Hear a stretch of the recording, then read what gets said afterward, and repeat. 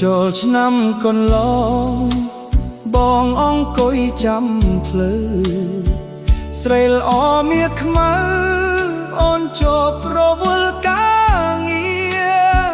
បាយប្រអប់ប្រចាំចិត្តអូនពោពេញដោយវេទនាបងយល់ចិត្តពុំងារមិនខឹងអូនឡើយខំតស៊ូទៅផ្ញើចិត្តនឹងម៉ាស៊ីន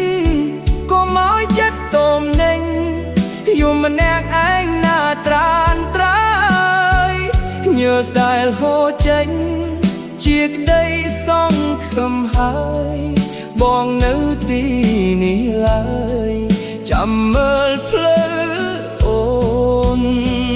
មិនបានជួបចូលឆ្នាំចាំជួបអូនពេលជុំបងឈប់បងហូរទឹកភ្នែកយំសន្យាចាំជួបនឹមនួនពេលការរំដួលរីកពេលជុំបិណ្ឌមកដល់បងចាំរូបអូនបេះដូងបងនៅដែរ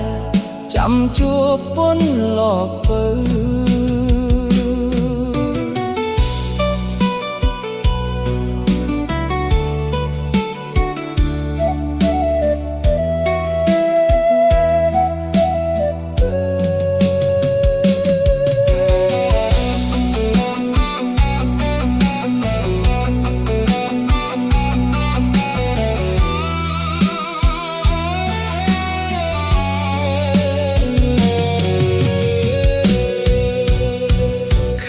ដាច់ការឈូកបងបនព្រះជួយថែឲ្យស្រីល្អស្រស់ស្រាយបានសុខសប្បាយរាល់ថ្ងៃជុំបិណ្ឌឆ្នាំនេះយើងនឹងបានជួបគ្នាហើយស្រីបងរងចាំពិសីនៅមាត់ស្ទឹងស្រុកយើង